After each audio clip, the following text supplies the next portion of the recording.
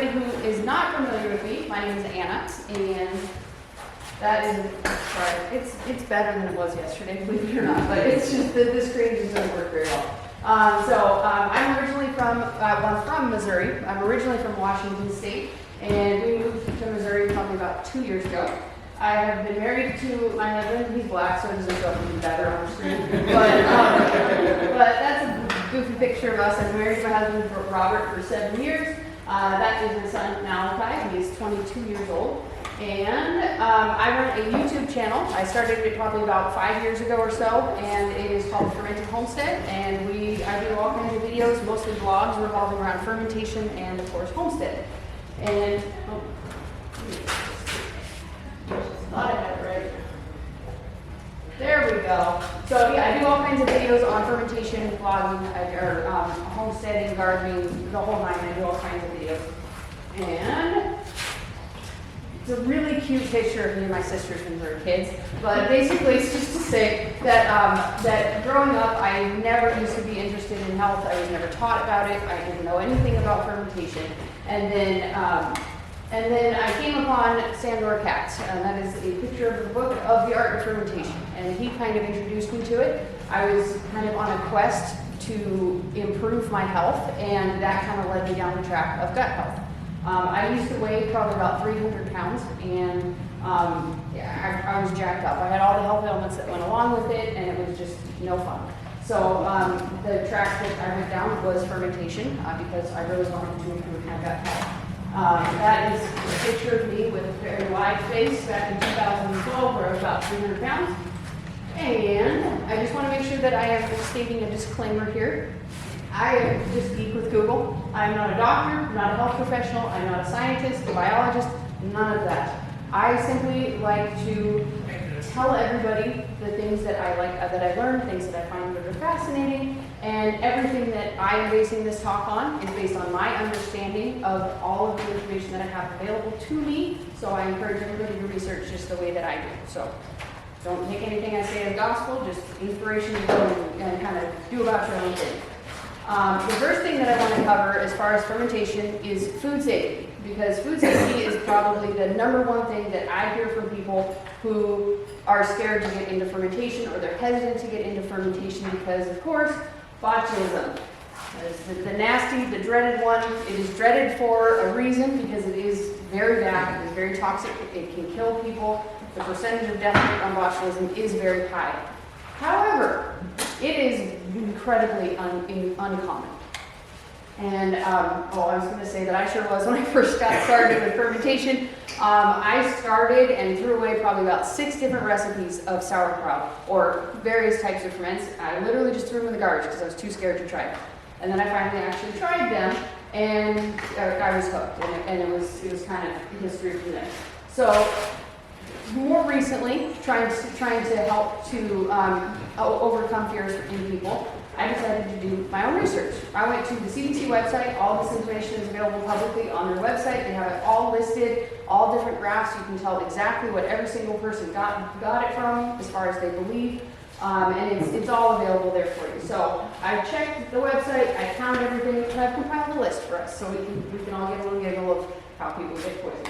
From 2001 to 2019, and of course all of the numbers that I have calculated are based on my ability to add, which, not always the greatest. But there were 353 cases of foodborne illnesses from 2001 to 2019, and that's an average of 18.58 individual cases per year, and that's in a country of over 300 million people. So, if you just practice basic food safety, botulism is pretty dang scarce. So there were 27 cases that are unknown. They don't really know where it came from. 22 from home cooking. Most of that, if not all of them, were just people who cooked something and left it out on the counter for days and then ate it later. So, that's a perfect recipe for botulism. There were 2 from people who consumed deer antler tea. Apparently that is actually a thing. 1 from infused garlic oil. 20 from gas station nacho cheese. 9 from hot dog chili sauce. Not related to the nacho cheese. 37 from prison hooch. 16 from Chile at a single event in 2001, and 16 from commercially processed foods. So, we got the bulging cans or dented, or, you can squeeze it and it's not firm. That's not good. There were 106 cases from various meat products. Most of those meat products were Alaskan Inuit food, and they were like stink head, stink fish, stink eggs, Eskimo salad with whale oil, delicious, seal blubber, seal oil, aged whale, and beaver tail. And there were 100 cases, even flat, from home canned foods. And 27 of those, 27 people got poisoned from a single church potluck from the potato salad when they did not properly can their potatoes. So hopefully I'll think twice before rebel canning. 7 of those cases were technically from fermented foods, but there's more. There were 6 of those were from fermented bean curds and tofu. And so it's a very different product, a very different process than what fermented vegetables are. And the way that they do it is something that can introduce botulism. Totally different process. There was one suspected case, very key word there, suspected, from kimchi back in 2011. But for anybody who's not aware, kimchi is traditionally made with, you got the Napa cabbage, but they usually add a fish sauce and a shrimp paste. So given the otherwise incredibly perfect record of fermented vegetables, odds are pretty slim that it was actually the cabbage that introduced it. So, and that was one case in the entire country, in the entire history of keeping track of it, probably not cabbage. So basically what I can kind of learn from that is you don't want to eat anything that starts with stink, avoid gas station hot home foods, just say no to alcohol in prison, toss your bulging cans of food, think twice before eating the potato salad at your church potluck, maybe know the person in the canning practices before you do, and for heaven's sake, of course, follow proper canning guidelines. But as for fermented foods, the stats show that fermented foods are far safer than raw vegetables, nacho cheese, and even chili. So it's, it's a pretty safe product. And in just a sec, I'll show you exactly how that is. But I'm sure that we all know, have heard on the news, you hear all these giant recalls of all these vegetables, like especially romaine lettuce seems to be the big one. Statistically, ferments are safer. And the reason that ferments are safer is because beneficial bacteria thrive in a salty, acidic, and airless environment. And that is the perfect environment that we help to create inside of a jar of fermented foods. It's salty, it's airless, and it is acidic. If you guys have ever worked with the health department, I know I work pretty extensively with the health department with the foods that I make, and their number one thing that they determine whether or not you can sell a canned food to other people is the acidity level of it. If it's under 4.6 pH, it's considered a safe food that you can can and you can sell to people. The pH inside of a fermented jar is it's even lower than that, and it's usually around like 3.5 to 3 pH. So it's incredibly safe. It is an environment that is impossible for botulism to grow in. So that environment, of course, is the perfect environment for death to all of those pathogens. So a lot of people, not a lot of people, but scientific people in labs, biologists and scientists, they actually do tests on that sort of thing, and they will take pathogenic bacteria and they will put it into jars of fermented foods, and they find that it is just obliterated because it literally cannot survive in that environment. So it's pretty safe stuff. So I know a lot of us are kind of raised to be fearful of bacteria. We are all raised to wash your hands, don't touch doorknobs, don't get dirty, sanitize everything, go to the doctor if you think you're sick. Fermented foods, just rotten vegetables. More recently, 6 feet apart, wear a mask, stay home, use your antibacterial wipes, creams, soaps, and sprays. And in case that's all not enough, be sure to take this pill so you can kill it all from the inside. But what if I told you that all of that is actually toxic? What if I told you that most bacteria are actually our friends? And life as we know it, life as it was created, could not exist without bacteria in an unimaginable abundance. What if I told you that when you do all of those sprays and wipes and keep yourself super sparkling clean, you kill the good guys and you kill the bad guys. And those bad guys, I can assure you, there will be some left behind, and they are way more adaptable than the good guys. They will mutate, and they will grow, and they will take over, and there's no good bacteria to fight off the bad bacteria. So then you're left off even worse than you were before. I'm sure anybody in here that has ever experienced taking antibiotics for whatever purpose that you're taking them from, it really messes up your gut microbiome. It really makes moving things along a little more difficult, if you know what I mean. And that is because the bad bacteria that was left behind proliferates quicker than the good ones. It's not to say it's just going to overrun and take over your entire body, but if you got a good population of good bacteria, they'll do your bidding for you. All right.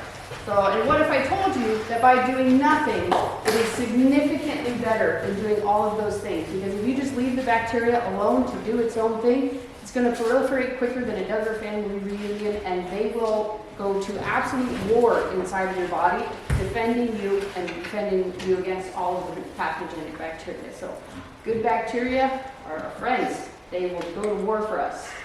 So let them create a healthy ecosystem in your body, on your skin, in your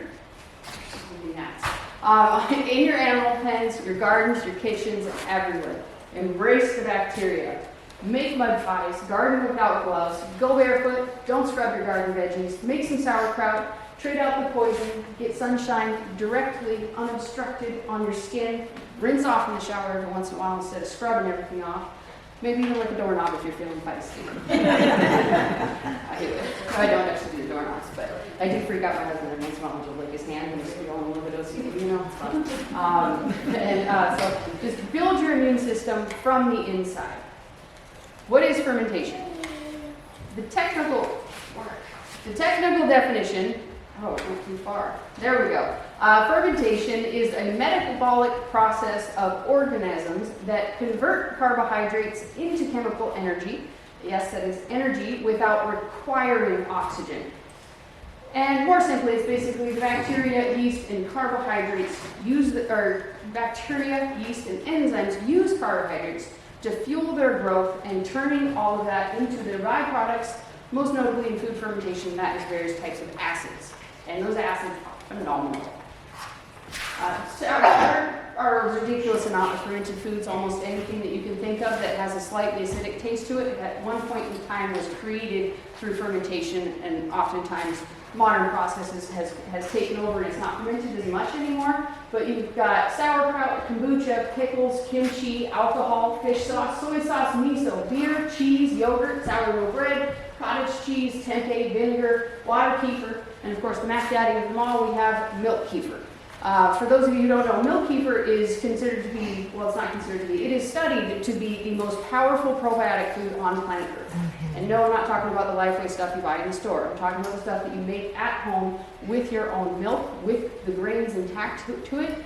It has over 50 different grains of standard. It has over 50 different varieties of bacteria in it. Over 100 have been tested to be in there, but it's pretty common to have about 50 of them. It is insanely powerful for all types of things, from regulating your blood sugar. It helps me tremendously with anxiety. I suffer a lot with anxiety, and within 5 minutes of drinking some milk kefir, I'm as happy as a clam. So it really helps kind of center your body. And it's just a side rant. Batteries, I guess. There we go. All right. Fermentation is so important that all of these different types of animals, they have a ruminant stomach. That ruminant stomach is actually there to ferment their food when they eat it, because all of those types of grains, or all of the things that these animals graze on, is toxic even for them. So they really have to ferment it inside of their rumen. It helps to break it down so they can digest it and then turn it into all their wonderful byproducts. And that toxic stuff, most commonly, especially in grains and beans, is something called phytic acid. There are others, but that's kind of the big whammy. It's probably the one that we've all heard of. Phytic acid, it actually, once you consume it, it becomes a phytate. And that phytate binds to a lot of the minerals that are in your food. It just holds on to it. It's just got a grip on it so that it will just pass through your digestive system and you cannot actually absorb them. But it goes beyond just the food that you're eating. It can actually attach to the minerals of other food that you consume around it. like even just hours later, and it can also consume and extract a lot of the minerals that you have in your body if they want to. I don't know what the exact process is. Like I said, I'm not a biologist, but I just know that it can extract minerals from your actual body. And those minerals are calcium, magnesium, iron, zinc, chromium, and manganese. So some pretty important stuff that you want to hang on to. So, and there is a natural reason for why these things do what they do. And it's basically because the main purpose of all of the vegetation that grows, the stuff that we grow, their main purpose is not to feed us. Their main purpose is to reproduce, and it is to grow and to live on through the ages. And the best way that they can do that is to survive for the seeds to survive through your digestive system intact, and with extra minerals to help them grow once they're in the soil. So it makes natural sense, right? What is this? Oh, right. So fermentation is supposed to be a bunch of bacteria with hammers, and they're beating on these things. So basically what fermentation does is it takes all these bacteria and yeast and enzymes, and they break down those foods. It breaks down the phytic acid, and it makes it so that it does not turn into phytates, and it won't attach to those minerals, so you can actually absorb those minerals. So it's a breakdown of the process. It basically just makes it so that you can actually digest those food and be happy. The best way to do that with, especially wheat, but you can do it with many other grains, is through sourdough. You're making your breads, your tortillas, your rolls, all those sorts of things, and you're fermenting that, and that fermentation process breaks down the phytates and makes it easier to digest. I know a lot of people, myself included, I am gluten intolerant, so if I have sourdough, I don't, but if I do have sourdough, I'm fine. If I have like any kind of unfermented unfermented bread, I'm absolutely not fine. It's miserable for hours. It's awful. But the fermentation, the sourdough process, I can consume. The best way to do that with any kind of beans and a lot of different types of grains that you want to keep intact is simply to soak it in water, a little bit of apple cider vinegar for 8 to 24 hours, depending on what it is. And that process with the vinegar, it will break down the phytic acid. A lot of vegetables also have a lot of those nutrients, or a lot of those anti-nutrients in it. It has a little bit of phytic acid, but it has a whole bunch of other stuff as well. And the fermentation process is able to do this to make it more digestible by pre-digesting it. All of those bacteria and enzymes, they break down the fiber, the carbohydrates, the proteins, things like that, and they break it into smaller molecules so that it's easier for us to digest. It turns it into something a little bit different, but something that is even more beneficial for your body. So fermentation is kind of like magic. And one of the best parts about it is all that bacteria that is in the food that you're consuming now gets redirected, and it goes into your stomach. So you now have, to some degree, obviously not all of them are going to populate inside of your gut and all that stuff. Some of them pass through, but a good amount of them are going to stick around inside of your gut. They're going to start to breed inside of there. They're going to start to reproduce, and they're going to start to repopulate and reformulate how your gut works. So kind of powerful stuff, right? So what about our immune system? How does this relate to our immune system? Basically, there is a whole world behind fermentation that most people have no idea what bacteria, yeast, enzymes, all those things do in our body and in the world around us. And it's a pretty big deal. It's pretty big. So before we get too far, though, I do want to do a couple of key phrases that I reference quite a bit to make sure that nobody's lost on the terminology. We have the gut. And that is every single part of your digestive system, from your yapper to your crapper and everything in between. It is all of it. The gut microbiome is everything inside of there that is living, basically. It's all the bacteria, the yeast, the enzymes, it's all the microorganisms that are inside of there. And there are trillions of them. And the total weight of them is about 2 to 6 pounds. And I mean, for something that you probably can't even measure outside of some super duper fancy lab, you couldn't even tell what the weight of them is. You add those up, 2 to 6 pounds is a lot of weight. And all of those bacteria and enzymes and everything that is inside of your gut, they control almost every function in your body like a puppet on a string. And that includes your immune system. So before I get into the immune system, I want to make sure that everybody understands the immune system It is not just powered by vitamin C, and its main goal is not just to fight off somebody coughing in your face. A powerful immune system has the ability to fight off even dangerous cancer cells, and they do it every single day. I'm not going to say it's going to fight off something that's this big inside of your body. That's probably a little bit too extreme, but your body develops cancer cells every single day, and your immune system fights them. It also fights off rogue cells. A lot of cells, there's a chemical process behind it, but they basically split, they become unpolarized, and they start to wreak havoc inside of your body. Your immune system can go after those. They also store memories of almost every single thing that you've come in contact with. All of the bacteria that you've come in contact, the viruses with, everything that they have successfully defended against, whether you know it or you don't know it, it stores a memory of it. So the next time that you come in contact with it, it has basically the genetic recipe to be able to fight it more effectively in the future. Sometimes it's supposed to be it's like a lightsabers with the blue and the red. But sometimes our immune system works for our good, and sometimes it does not. The immune system is predominantly in your gut. That is where the majority of everything that you fight is inside of your gut.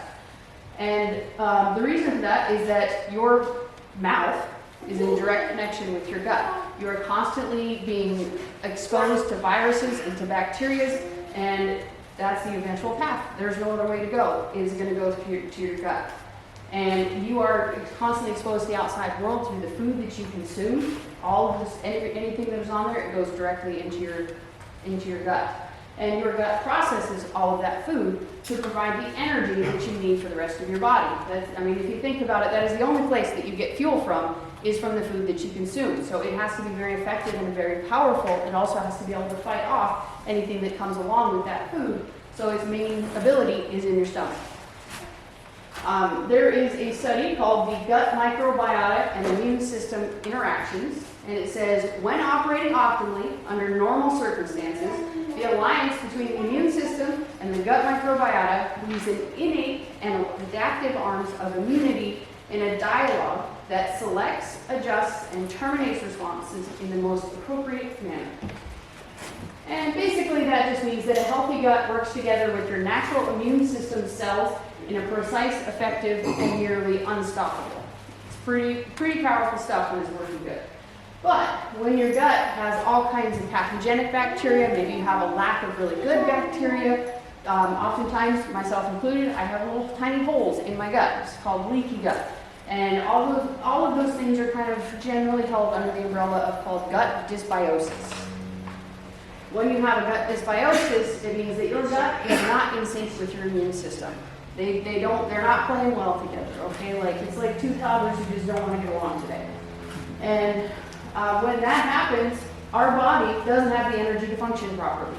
We can get brain fog, sensory issues, depression, anxiety, digestion issues, and trust me, the list is almost endless. I could have kept going a long time. And when things get even further out of whack, it is something called an autoimmune issue.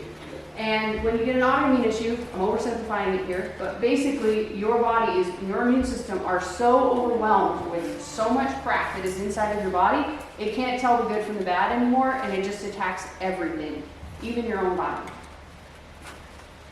And a lot of us can get dysbiosis. In fact, probably the majority of us have it on some level. You have to live a pretty pristine life not to have any. But we're all exposed to toxic substances. We all have cell phones. We breathe exhaust. We eat bad food from time to time. We don't prioritize sleep. We take medications, harbor anger and resentment for a little too long, and we can overwhelm ourselves with stress, especially those of us that live on a homestead. Another reason why I think that the homestead and all of its facets are the perfect way to help with that.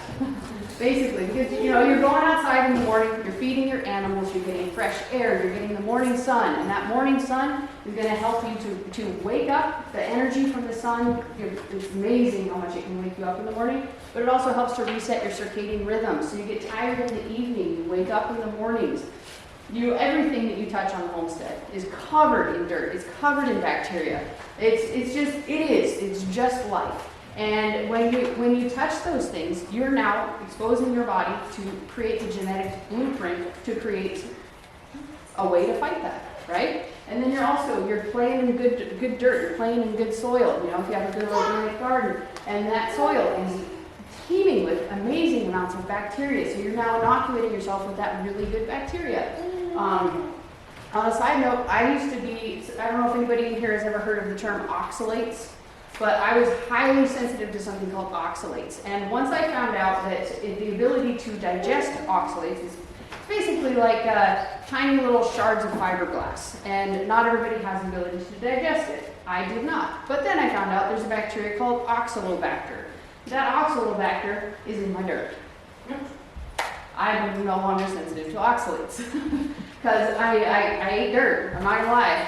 I didn't like just go out and have like a spoonful of it. But when I was out and I was eating carrots from my garden, I just dusted them off. I didn't rinse them off. I didn't wash them. Just have some root crops every once in a while, and praise the Lord, I can have almonds now.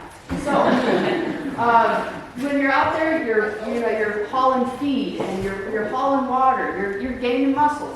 Feed bags, all that stuff. Hey, you're gaining your muscles. And when you're chasing those rogue chickens, you're working on your cardiovascular system. And of course, eating all the homegrown goodness, you can't go wrong with that. You know what your soil is like. You know what it was sprayed with. You know the nutrients that it had in it. And when you're eating your animals, you know exactly what they ate. So it is my personal opinion that the homestead is probably one of the better places to be when you have jacked up gut. Some of the downsides of being on a homestead, I don't like waking up at dawn and going outside and traipsing out there in the rain, the snow, the sleet, and feeding my animals. But if I don't, they're going to escape. They're going to go hungry, and they ultimately may die. I got neighbors, and I don't want pigs roaming around the property. And honestly, I don't like to always, I'm almost always home, but I don't always like to have to race home before dawn and lock up all my chickens. But if I don't, a raccoon's going to come along and they're going to eat them. It's happened. So these animals depend on us, and that is the feeling that you absolutely cannot get anywhere else. You cannot get it in the grocery store, you cannot get it in the farmer's market. Well, the farmer's market's better than the grocery store, I'm biased, but they depend on us, and it's a feeling that you can't get anywhere else. It's fulfilling, it's like, I think we all enjoy being needed on some level, and being able to fulfill the needs of these cute little animals is fantastic. So, by now, I'm sure that you can tell from what I've said so far that the health or lack thereof of your gut health can drastically affect just about everything in your body, including your brain. And the way that it's able to achieve that, I think you can kind of tell, but all that yellow that you can see there, that is one nerve called the vagus nerve. And the vagus is a Latin word, and it translates to wandering, and you can kind of see how that is. It's basically the internet of your body. It relays information back and forth from all of these different organs, to your brain. It's a massive communication system. It's incredible. It's so incredible they haven't even mapped the entire thing yet. They're doing a study. I was trying to find the numbers. I was like, there's this many connections in the gut and this many connections here and there. Couldn't find that information, but they are currently working on it. So, if in 2024 they haven't even fully mapped this one nerve, it's a pretty impressive nerve. And most of you guys might be thinking, that's just your brain kind of bossing everything around, telling everything what to do, but that's not actually true. All of the information that is relayed between your gut and your brain actually goes from your gut to your brain. So your gut is boss. And this basically means that the brain and the gut are so intimately connected that a person's stomach or intestinal distress can be the cause or the product of anxiety, stress, and depression. So if you're depressed, you might have a messed up gut. If you have a messed up gut, it might make you, it's just this cycle, And working on your gut is the best way to improve all of those different things. I can attest from personal history. I had a lot of mental struggles in my past, and I have very few anymore. So basically, a healthy gut equals a healthy immune system, and that equals a healthy body. A healthy body and a healthy gut crave good foods. They don't crave bad foods. I can attest to that from personal experience. A good, charged, powerful immune system can fight off everything. A good, powerful, strong gut can bring you calm mind. It can bring you peace. It can free your mind up to think about other things like creativity and inspiration. Wonderful thing. And the best way to achieve this, that we're capable of doing, is by consuming a variety of fermented foods every day. Very important to have variety. I know I'm one who likes to stick with something for a very long time. I hyper-focus on certain things, but even I try to make sure that I'm consuming a variety, because every single thing has a different type of bacteria in it, and all of those different bacteria can do different things inside your body. It's not just like one type, that's a good bacteria. There are thousands of different types of bacteria, and they all do different things. It's incredible. And believe it or not, after I started to consume fermented foods, I lost 150 pounds. It was kind of amazing. It was incredible. I had other stuff I was going to say before that. So basically, like I said earlier, growing up, I had absolutely no knowledge of health, none whatsoever. I did not learn until the 10th grade that I was supposed to have meat every day. Like literally no clue. It was packaged, it was processed, it was fast food, it was absolute trash.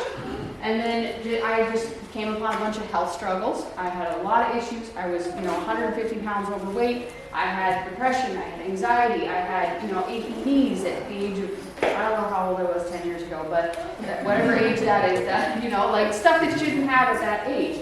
And I was miserable, mental health struggles, everything. And I just kind of went on this process. It was a very long process, educating myself, experimenting on myself, and the result was that I was able to lose 150 pounds. Was that 100% related to fermented foods? I definitely cannot say that, but fermented foods were my gateway. They were the thing that enabled me to do all of the other things that I wasn't able to force myself to do before. It gave me willpower to do things that I had to do. Like, you still have to do all of the things. But when you consume fermented foods, it makes it a lot easier to do those things, and that has been the case for me in the past. Is fermented foods a magic pill? Of course not. You're not just going to all of a sudden look like a supermodel and have a willpower stronger than steel, but it's a process, and is what you can do in order to help bring your brain to that next level, making the hard things easy. An empowered immune system is a powerful immune system. By consuming these fermented foods, you are empowering your body. You're giving it what it needs to fight its own battles. You're not swallowing a pill that's going to do this thing and screw up everything else inside of your body. You're giving your body the things that it needs to work the way that God created it to work. So I want to try an analogy so y'all can better understand kind of good habits versus bad habits, how it works with fermentation. So good habits, we're going to pretend they're a house made out of bricks. And bad habits, they are a house made out of Ziploc baggies, okay, filled with water. When you fill up a Ziploc bag with water, they just go with the flow, they're easy to pop, and you definitely cannot stack them up in a defense against anything. But when you have a healthy immune system, you're with a healthy immune system built out of bricks, each good habit is a brick, right? You got no processed foods. You quit smoking, no alcohol, gardening. You get out in the sunshine, go barefoot, consume foods that are ideal for your individual body. Very important. It's a lot of bricks. It'll help solve a lot of problems. The bacteria, the enzymes, and the yeast, I like to think of them as the mortar that holds all of these together, right? A good habit, a brick on itself, is very powerful. You stack them all up, it's a pretty impressive wall. You throw a brick at an intruder, virus or something like that, it's going to hurt, But if you don't have the mortar that helps to hold all of these good habits together, it's really easy to poke a brick out, just like a Jenga block. And then eventually that wall is going to fall into a sad little pile of bricks that is no longer very effectual. Consuming a variety of fermented foods alters your gut microbiome. And that's kind of how it's able to hold things together. It makes you desire to do really cool things. It changes how your brain works. It makes you crave healthy foods, and it is easier to maintain those good habits. So how do you make the fermented foods? This is not the how-to portion. Like I said at the beginning, the how-to is going to be directly following this talk. But basically, you just take a bunch of veggies, you put them inside of a jar with some salt, occasionally some water, and you let it sit on the counter for a few weeks. You gotta get over your phobia of leaving things out because you have to. And then you open it and enjoy. That's basically all there is to it. I promise, there will be a how to after this. How do you start to incorporate fermented foods in your life? Very slowly. If you are not currently consuming fermented foods, start slowly, because the fermented foods are incredibly powerful, as we've talked about through this whole talk. Fermented foods are so powerful, and even more powerful in a damaged gut. If you have consumed a massive amount of fermented foods, they are going to go to war inside of your gut. And it's doing good things, it's doing exactly what it's supposed to do. They're just fighting off all the bad stuff that you got inside there. But when it gets to be a really high level of it, you can feel it. You can feel it a lot. Basically, your gut's going to feel like it's in an episode of Game of Thrones. Like, it's bad. Okay? And then this is called a Herxheimer reaction. Super weird name, just named after the dude who discovered it. Myself personally, I have what people call an iron gut. That basically I can consume just about anything that I want to, and I don't really have much of a reaction other than gluten and pasteurized dairy. Those two I can't have, oddly enough, but that was not the case with fermented foods. And when I found them, I just jumped right in, went to town, and never had an issue. I usually drink about a quart of milk kefir per day, a cup of yogurt, about a cup or more of sauerkraut, and about 3 to 6 kombuchas, kind of just whatever I feel like. And how do I incorporate those fermented foods? The easiest way possible. I am not somebody who's capable of creating all of these amazing meals. I don't even have a desire to. I get annoyed when I have to stop and eat. So I literally just fry up a bowl of meat, some eggs, and throw a giant pile of sauerkraut on top of it. And then I'm just good. That's what I do, because I don't care. My husband's the same. He can eat whatever he wants, you know. He's a sugarholic, so you know, we don't eat the same stuff. But I just like to keep it simple. Keep it simple is the best way to do it. My milk kefir, I literally just drink it like a milkshake out of a jar. I just stick a straw in it. Maybe I might add some flavorings, but I like to keep it simple. Yogurt, I just eat it plain from the cup whenever I need it. Kombuchas, I just grab them when I want them. Why do these kombuchas taste, or kombuchas, got kombucha on them, right? Why do these foods taste so dang good? This is a map of your tongue that you can't really see very well, but your tongue, all of the taste buds on it, are separated into 5 different categories. You have bitter, sour, sweet, salty, and umami. Umami is the one that is right in the center of your tongue. Umami is a Japanese word that translates to delicious. It's like the literal version of it. It's how you can tell that something is delicious.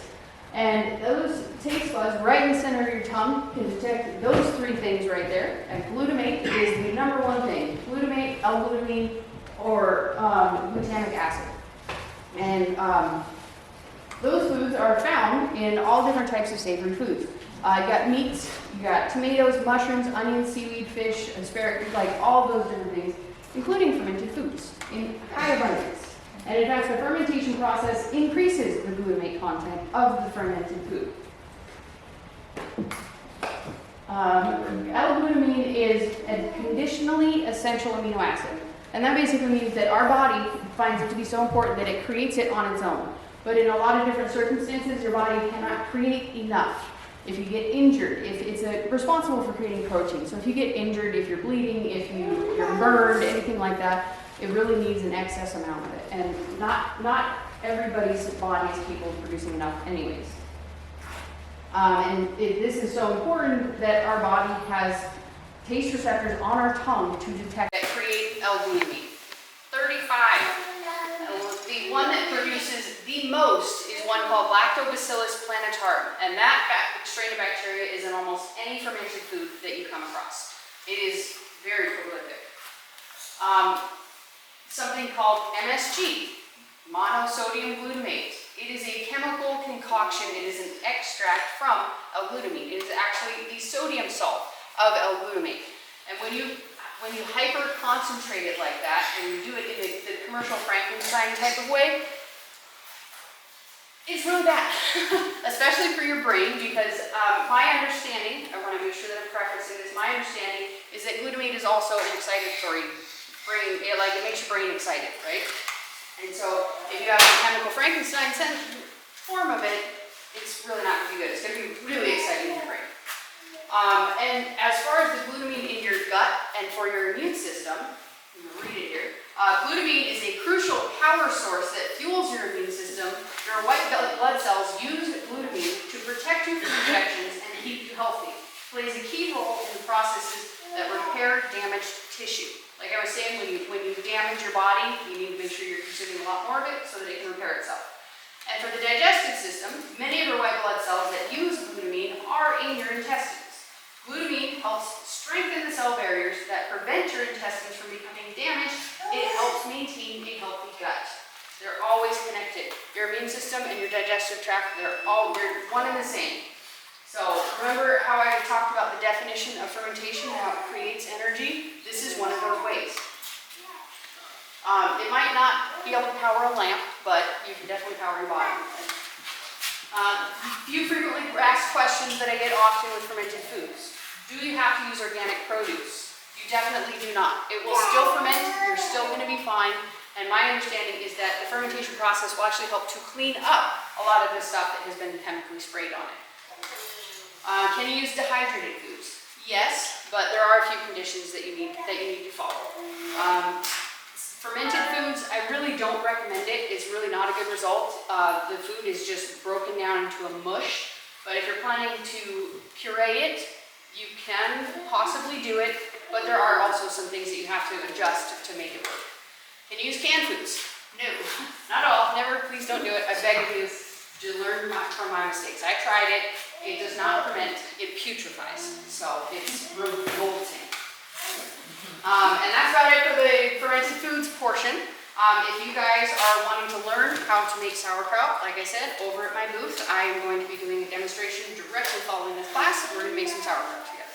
You guys are going to be able to see how easy it is, how simple it is, and just kind of get a better hands-on understanding and ask more specific questions of each step. So if you guys are interested in that, let me know. So this next section is about the garden. And I was planning on doing animals before the gardens, but once I actually kind of wrote it all out and got a feel of the talk, I realized that it wouldn't make any sense if I did the animals first because they're just so interconnected that they have to be done like that. Go back into that. So I want you to bear in mind, I'm just getting started in fermentation in the garden. So this is more of an inspirational portion of it. It is not something that I have a massive amount of knowledge in. I've gardened for a long time, but not intentionally. So I want to make sure that I'm pointing that out. This is just information that I've researched, stuff that I've started to implement in my garden, and I want to share love. I want to let y'all know about it. So if you do want more specific information, this guy right here, David Good, he is doing a talk. I think it's here at 3:30, and he tends to follow a lot of the principles. I've been learning a lot from him, from all of his YouTube videos and things like that. So if you are specifically interested and want more information on that, he's more the one to talk to this year. I might be more information for y'all next year, okay? All right, so yes, so they are very intimately connected. We're back on track here. There are many ways that you can create living soil. What I'm going to talk about today is not the only way that you can do it, but it is the way that I'm choosing to do it, and I want to share it with y'all.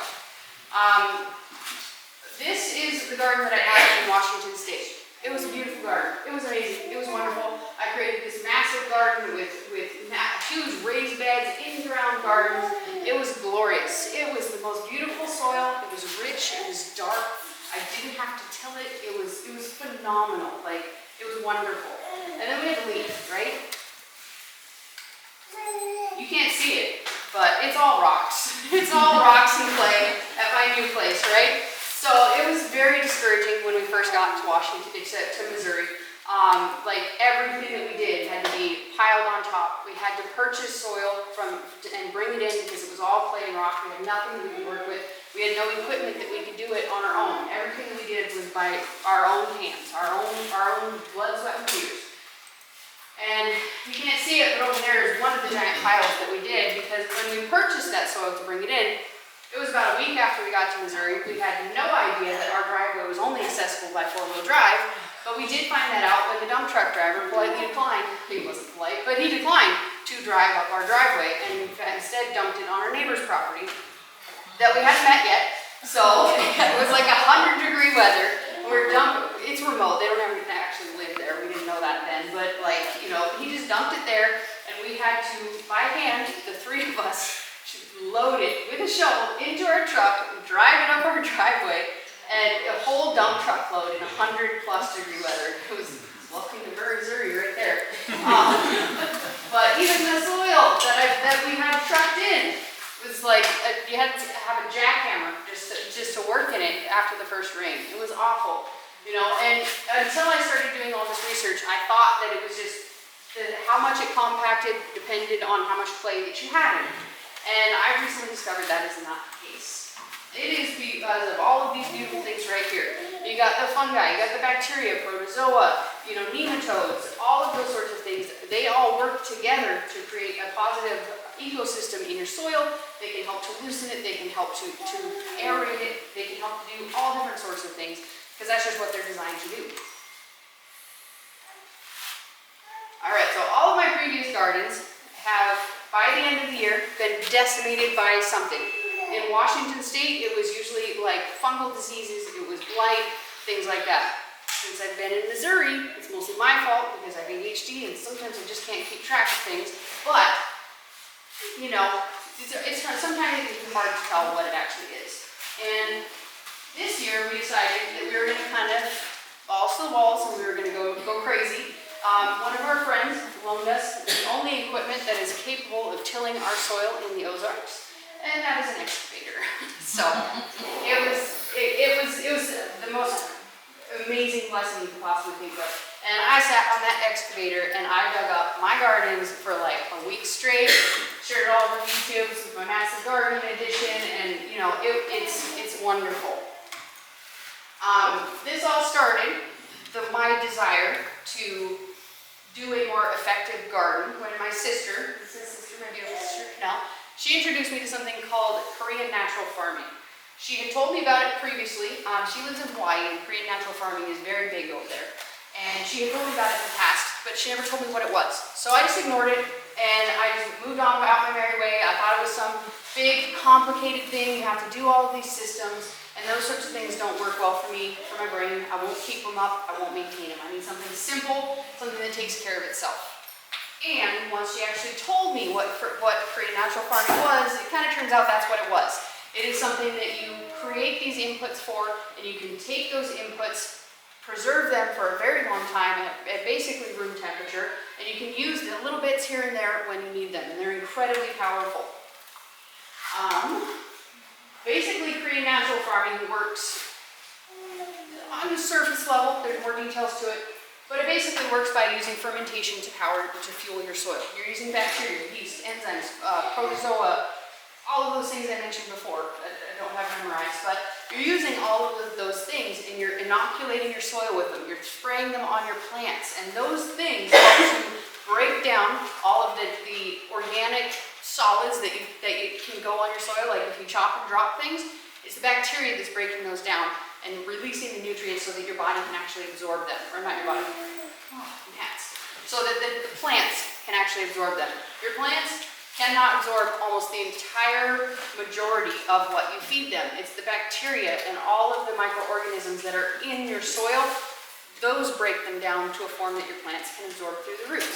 And generally those roots, if they're healthy, they're covered in all sorts of fungi and things, and those are what actually draw them to the roots. It's kind of fascinating when you really look into it. So I discovered that Korean natural farming is a fairly easy to understand and implement system. So I'm doing it because it's easy. Like, I don't do complicated. I don't do complicated well at all, especially long term.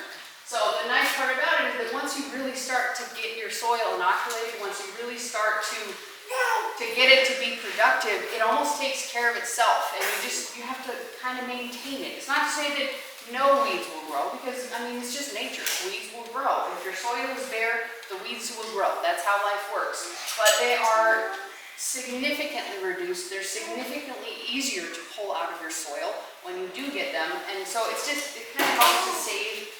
It saves your back, it saves your knees, and it saves your sanity if you don't have gnats flying on your face. So, this system is basically a carefully curated set of different types of inputs that you can create, and it's been carefully selected.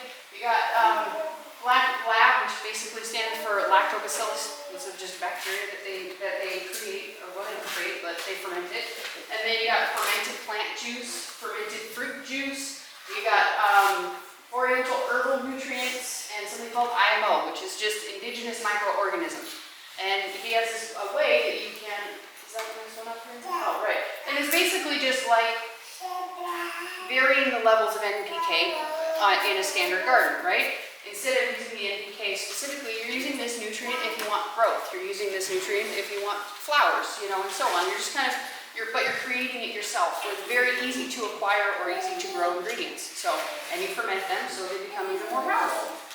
I don't know why that's there. Oh, right. In the past, I always thought that no-till just meant you don't till, and that's all you have to do. Nothing else matters. Right? You add a little bit of fish emulsion to it when you think about it, and then magical things will happen. It is still wrong. Promise you, if you think that right now, please change your mind before you grow the garden.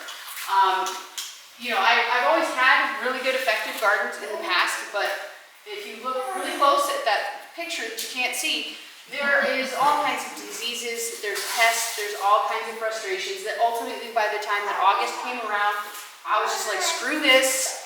I'm just going to let it all die. I'll harvest a few tomatoes when they come in, but ultimately I'm done. I'm walking away. I don't care. So what makes me think that doing this natural practice is going to be better? What makes me think that I'm going to have better results? And that is through the knowledge that I've gained through my research and my hands-on living a fermented life. It's just, I know all of these things, these principles. If they work for me, if they work for my body, if they work for my family, if they work for everything else, they're going to work for the soil. Bacteria has the same purpose. It's to like whether it's in your soil or it's in your body, it might be a different collection of them, but ultimately they have a biological purpose. They do things. You know, they don't have free will like we do. And if you put it there, it'll do what it's supposed to do. You got all of these different things. Basically all these different things, when you feed them, they will grow. When you feed them, they will take care of your body. So if you feed them, they will also take care of your garden. Just a bunch of funny, weird stuff I thought was funny and people could see and read, but they can't. Composting is also another form of fermentation. Compost doesn't just magically break down with time into some amazing black gold garden dust, right? It is fermentation. It is a different form than sauerkraut, of course. That is a very different form. But you're using all the bacteria, the yeast, the enzymes, all of those things are breaking down that compost, these big chunks of things that you put in there into this tiny, silky, like, wonderfulness, right? It's all done through a different form of fermentation. And so these bacteria are going to go to town. It's supposed to be town. And little bacteria driving in the truck to town.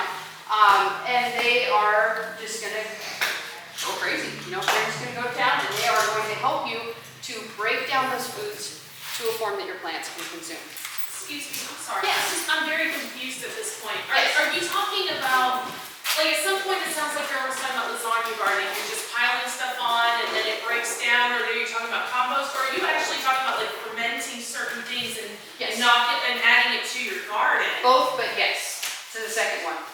Both are very effective, but the green natural farming is also a method of you're creating these different inputs through fermentation, and then you spray it on your garden. So like you're actually like have a fermentation station on the side that you're like making your own fertilizer and putting it in. Yeah, So like talking about like compost tea? Yeah, compost tea is a form of it. Oh. Yes.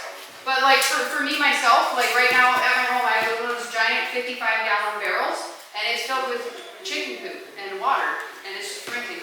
Have you thought about just adding it to your garden and letting it break down itself? Because that's what I did. I started with sand soil, and I just started like just layering stuff out. I clean up my chicken coop, I throw it on my garden. I clean up my goats, I throw it on my garden. I got leaves, I throw it on my garden. And I don't till, and it like the plants get what they need. And sometimes it sounds like you're talking about that, so I'm just trying to. I'm sure that's a part of the process for sure. But when you ferment things, you're culturing the bacteria, and you're causing it to expand, and you're causing it to grow. Right. So when you take a 5-gallon bucket of chicken poop or chicken bedding, right, and you spread it on your garden, it's not going to go very far. When you ferment that bucket and you spread the water all over, once it's been inoculated with all of that bacteria that you're going to grow over the course of a couple weeks, it multiplies, it duplicates, it becomes stronger, and then you apply it to your garden. So you're strengthening the whatever the for things that you're So fermenting. you just have buckets everywhere that you just add stuff to and add water to it and then you pour it out? Yeah. So when you separate this, you just kind of throw everything like in the same bucket, or do you have? You can separate it or you can throw it in the same bucket. It's a very versatile system. Okay. Yeah, like you can just literally go to your garden, whatever green weeds that you have, you can pluck them, put them in a bucket, cover them with water, and let them ferment for a couple weeks, and then it's So just you don't need to add salt to that or anything? nope, you don't. The salt will kill the plants, yeah. So you're not like taking your fermented juices that you're eating and like, okay, we're adding this to my You garden can. now. You can, but Salt I don't. kill everything? Not at that concentration. People put seawater on plants. Like it's a pretty common thing. It's very big in Korean natural farming to use. One of the ingredients for the inputs is seawater. I don't have access to seawater. I live in Missouri, so I just use water with sea salt in it when it comes to the time to need that ingredient. But the purpose in the fermentation is that you're culturing the bacteria instead of just adding something that has the presence of bacteria on it, like a comfrey leaf. It's got bacteria, but when you ferment it, the bacteria just amplifies and intensifies like crazy. So then you put that like 100,000 X amount of bacteria, I'm guessing that's a totally made up number, on your garden, it goes way further. And it's way more active, it's way more able to do what you need to do. Okay, Does that make you sense? need to add that in because that all makes so much more sense to me. Yeah, you can do it all. You just pick and choose what you want to use. Yeah, but I mean, that part of the fermenting in the bucket, she never said anything about that, and I'm trying to figure out. I'm sorry, I really appreciate you said something. I can edit this next time to make sure that I'm more clear with that. Because that now pulls it all together and it makes perfect sense. Yeah. But before I'm like, is she composting? Well, I don't get what you're doing. Yeah, I'm so thankful that you said something. I'll be sure to edit this for the next talk, so make sure that I include it. This is only my second time doing this talk, so I'm still trying to bring it together and make it make more sense, so I really appreciate you So guys. in the words of David the Good, you're making swamp juice. Yes, Got it. exactly. That's why I mentioned him earlier, because I'm learning so much from him, and I was like, I need to make that swamp juice, you know? So, have I confused anybody else or anybody needs more clarification? I want to make sure nobody's like off in La La Land while trying to talk. I want to make sure everybody understands. All right. Okay. So these are just all the kind of microorganisms that we got in our soil. Everything kind of works all together holistically. The birds, the worms, the ladybugs, everything. And part of the idea behind Korean natural farming is that every single space is different because we're working with bacteria. So the bacteria that is on this table is going to be very different from the bacteria that is on the bench, right? So the bacteria on my 30 acres of land is going to be very different from somebody's land that is around here, and their land is going to be different from their neighbor's land, right? So the idea behind it is that if you culture these bacteria, and the ones that are specifically in your area, that means that those specific bacteria are optimized for your area because they're already there. They're alive. They're surviving through all of your weather, through all of your drought, through the excess rain. They're surviving your air quality, your weather, your temperature, everything. They're optimized for that area. So he has a system and a way that you can very easily harvest that bacteria, culture it, spread it on your garden, so you can feed your garden and let them grow, right? It's very locally centered, right? You want to culture the things that are in your area. It's going to help to loosen up your soil. It's going to help you not have quite so many weeds. And like I said, everything has its own ecosystem. Our body has its own ecosystems. Our animals have their own. Our gardens, our compost, our kitchens, everything has their own ecosystem. And when we take care of it well, when we don't kill off everything with antibacterial stuff or chemicals or anything like that, they will grow. That's their purpose. They want to grow. So just make sure that you're not spraying your stuff with all of these poisons, and you're going to have a pretty good amount of luck. So the indigenous microorganisms, that's the only one that I'm really going to kind of talk about because it's kind of the basis of Korean natural farming. It's kind of what a lot of things are based on. And basically, you just take rice and you parboil it in a pot, right? You don't cook it all the way. Then you take that and put it in a cedar box, cover it up with paper towel, put it in the forest, right? If you have a forest that is local to you, we have one on our property, so it's pretty easy for us to do.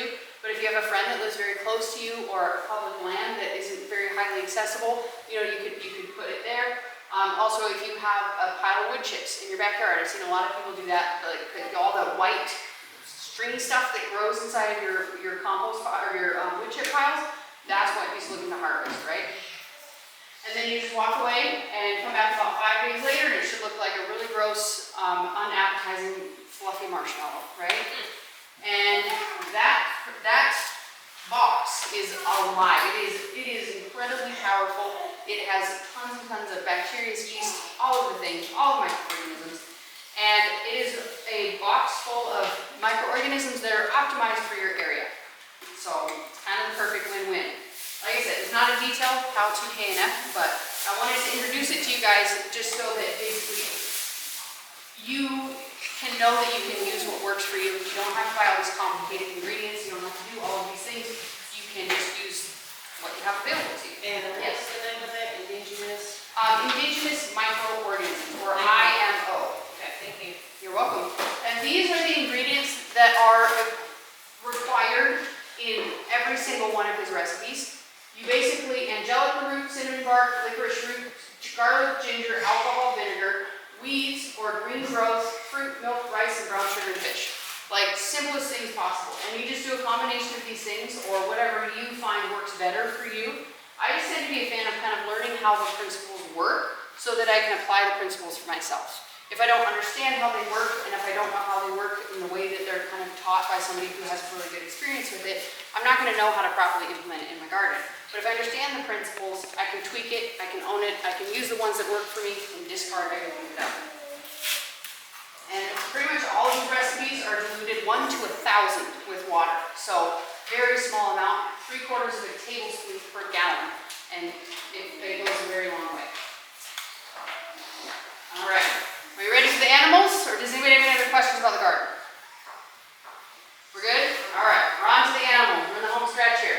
So, all of the animals that are on our homestead are kind of different. You have the ones that do not have a rumen, which means that, like the ones we talked about earlier, they don't have the extra stomachs to do fermentation inside of their own body. Those are kind of the ones that we're targeting with this one. The ruminants, I'm sure that they do benefit it. I mean, I'm sure they would benefit from being inoculated with extra bacteria, but I haven't done research on it, so I'm not going to say absolutely yes, they would benefit. I don't know if they do. But these ones absolutely do. These ones don't. So North Cascades Organics is actually called Foothills Farm. That's just their logo. I don't have a clue why. When I Googled it, that's what they have on their website, so I used it. They did a study, like an actual study. They got the grants, they had the biologists, they had, they did everything, they measured, they counted, they did all the things. And they compared their chickens, hydrated feed versus fermented feed versus dried feed. They started out with 90 chicks. After 10 weeks, they split them into 3 groups of 30 each. One hydrated, one fermented, one dry. After a few more weeks, they split each of those groups into 3. So there were 9 groups of 10.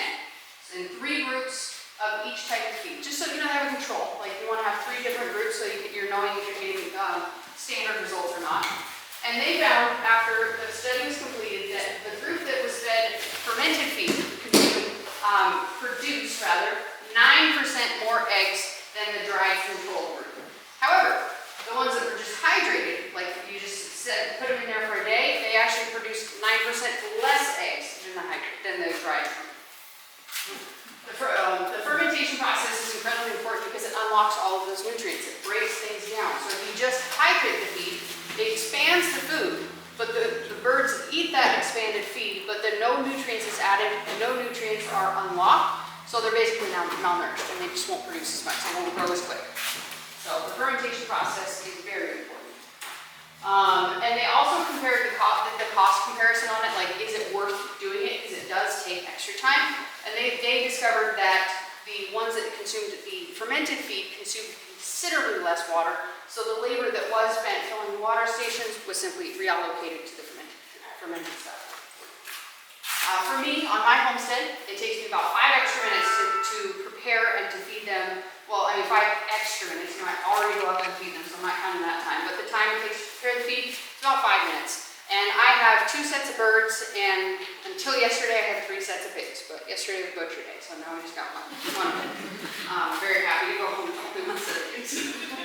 So it just takes about 5 minutes per feed, and good to go. In the study, they found that for their birds, they consumed about the dry feed and the fermented feed, consumed about the same amount once you subtracted the weight of the water.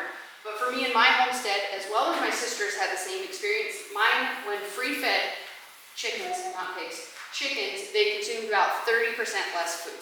So, I mean, it's pretty, and they produce more. That's not the case with pigs. Obviously, we all know that pigs will consume anything you give them in almost any quantity and be quite happy for it. So basically, you can either drop their feed by some and make sure that they're still doing happy, or you can just know that they're about 30% happier. This is my batch of little pigs that I got right now. We have 10 right now. We're going to sell off a bunch of them and just raise a few. We're kind of getting out of the hog business for now. We're still going to keep some around to help till and work our soil so that we can prepare our pastures for pigs, for cattle, pardon me. So I'm just raising them on a fermented feed. Their parents were raised on dry feed because I wasn't in a mental space to be able to do it. Anecdotal, I want to make sure I'm pointing out here so I don't have like deep scientific studies, but these guys are going a heck of a lot faster than their parents did. So, you know, it's anecdotal, just personal observation, no weights have been taken. And a lot of you, if you're weird like I have, you might have looked at your chicken coop and noticed there is, or any kind of animal food, notice there's all these different grains that are just not even digested, they're just whole grains, already like just pooped out, right? And the fermentation process almost eliminates that because you're unlocking the nutrients, you're breaking down all the nasty stuff, and they're absorbing the nutrients that are in it. Their bodies are able to digest it. And so it's not overnight, it takes a few weeks to really start to get it going because you need to inoculate your animals with all the good bacteria, help to increase their stomach acids, and you do help them to do all the things inside of their body. But once, you know, give it about a month or so, probably max, there's almost nothing left. It's phenomenal. So the way that I ferment my chicken feed, easy peasy, in a bucket, 5-gallon bucket, right? Takes 3 because I use a 3-day rotation. The study used 2 days, but I find 3 tends to be better for me. So I just got a 3-day rotation going, right? It's just constant rotation. You know, when I feed one, I fill it up and put it at the end of the line. Yes. What kind of feed are you feeding them? I feed them organic whole grain. So like Just kind of like a scratch grain or something, not like chicken pellets. I don't do the pellets. You can ferment with pellets. Yes. Yeah, I don't really want to, but yeah. Yeah, That's what I'm you saying. can. Yeah, you absolutely can. But for us, we've always just purchased whole grain organic feed, kind of specialized for that animal. Like we buy chicken feed and we buy pig feed. Okay. And then we just ferment with that. Okay. All right. So for my pigs, since I feed them twice a day, they require 6 buckets. 1 in the evening, 1 in the morning, right? And then again, they're just constantly rotated. I mark them with a Sharpie, 1, 2, and 3. And so I always know yesterday was 1, so today's 2. Yesterday was 3, so today is 1. You know, like it's just a constant rotation. And I just, since the pigs do twice a day, it's easy for me to just write AM on one and PM on the other. So it just kind of works better for me. And as far as the feed, you just use this, you start out with the same amount of feed that you would feed them normally. And then as they don't consume as much, you kind of cut it back. That was kind of this experience that my sister had. She started out with a regular amount within a couple days. She was like, they have like their bowls, like when she was going to feed them, their bowls were like overfilled with food because they just weren't there. They were getting the nutrition they need so they won't eat more. And so you just put the feed in the bucket. I find that 3 scoops is an ideal maximum for a standard one. Like, you know, the standard plastic feed scoop, I don't know how much is in there. I think it's like 12 cups or something. But 3 is the ideal max. You can push it to 4 if you need to. And the reason for that is once you add the water to it, everything's going to expand. And it's going to be really full. And if y'all ever tried carrying a really full 5-gallon bucket, it's heavy. And it sloshes around. So 3 is kind of the ideal max. And you just put the feed in there. You top it off to double with water. So if the feed level is right there, you're going to want to make sure the water level is up there. You want to have enough room for it to expand, so it won't have access to oxygen, because then it'll mold. If it goes above the water level, it can mold. That was pretty much it for that portion of it. But one of the great benefits. Do you have a question? Yeah. If you discover, like you were saying, that maybe they don't use as much and you made too big of a bucket, is it going to be okay that you open it up, exposes to oxygen, scoops them out, and you want to save it for tomorrow? Yes, just make sure that when you're done with it, that it's still not exposed to oxygen. Okay, just You can get a few days out of it though. Yeah, you can. And it's also very, I can't believe I forgot to include a slide on this so I remember it. It is very temperature sensitive. Okay, under 55 degrees, it just flat out won't ferment. So you're just going to be feeding them hydrated feed. So you need to keep it above that. And if it goes too high of a temperature, you need to cut it back. Like around here during the summer, you're probably going to want to cut it down to a 2-day fermentation cycle because the fermentation will speed up so fast. You're likely to get it overcome with like mold and it'll just be really over fermented and ripe. So temperature is very important. If you have a temperature controlled or a better temperature controlled like a barn or something like that, it's a great place to put it. I don't have anything like that, so I just ferment it outside, make sure it stays in the shade during the summer. This time of year, it dips down under 55 like overnight. Totally fine, as long as it gets warm enough during the day to kind of kickstart the fermentation. You might even want to add an extra day on there if things are going too cold, because it just needs a little more time to do the fermentation. So no problem there, just beware. Different times of year, you're going to get different results, and you just have to learn how to kind of adjust from that accordingly. But the great part about fermenting all of the feed is that their poo, for all of us gardeners out there who get excited about animal poop, it is now even further inoculated with bacteria because you have inoculated their gut, and they don't all stay inside. A lot of them go right out the backside. So your feed is going to be considerably, or your poo is going to be considerably less smelly, and it is going to break down into garden gold much quicker, especially when you add the magic of carbon. Carbon. I learned so much about the power of carbon in my homestead since we got pigs, because they suck. But anyways, any questions? Yes. With your temperatures, was there a max to go to, or you're just saying check on it everything will be killed off at 115 degrees. But you don't want to push it that far. Of course. Yeah, but keep it out of the sun, direct sun during the summer, 100%. But yeah, don't get it above 115. Any other questions? Sweet. I think we're good. So right after this, I'm good.